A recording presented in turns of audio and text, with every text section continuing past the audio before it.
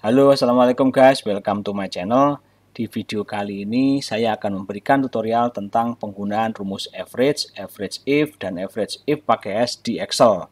Nah, kegunaan utama dari tiga rumus ini adalah pada prinsipnya untuk menghitung nilai rata-rata. Hanya saja bedanya kalau average if itu bisa menghitung nilai rata-rata dengan satu kriteria tertentu, sedangkan average if pakai S itu menghitung rata-rata dengan beberapa kriteria tertentu. Nah, di sini sudah saya siapkan data pegawai, divisi, jenis kelamin, serta total gaji. Kita akan gunakan ketiga rumus itu untuk menghitung beberapa statistiknya. Yang pertama adalah rata-rata gaji.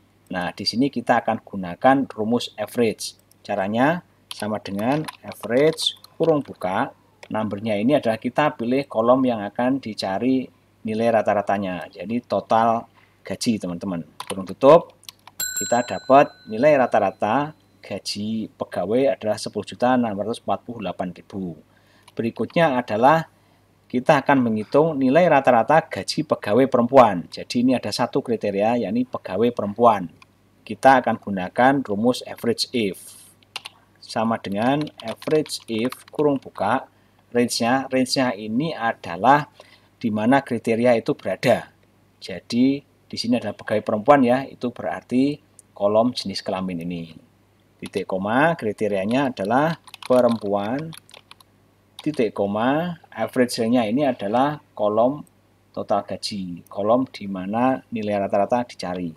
Kurung tutup, nah kita dapat 11.238.000. Berikutnya adalah nilai rata-rata gaji perempuan di divisi sales. Di sini ada dua kriteria. Pertama adalah pegawai perempuan, yang kedua adalah divisi sales. Di sini kita akan menggunakan rumus average if pakai S. Sama dengan average if S kurung buka.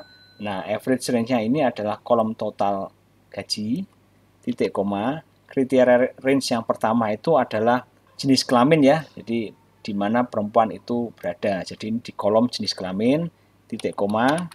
Kriteria pertama perempuan, titik koma. Kriteria range yang kedua adalah divisi ya. Jadi sales adanya di kolom divisi, titik koma. Kriteria kedua itu adalah sales. Oke, kurung tutup. Nah, kita dapat 11.220.000. Cukup mudah ya, teman-teman. Saya yakin kalau teman-teman mengikuti pasti bisa.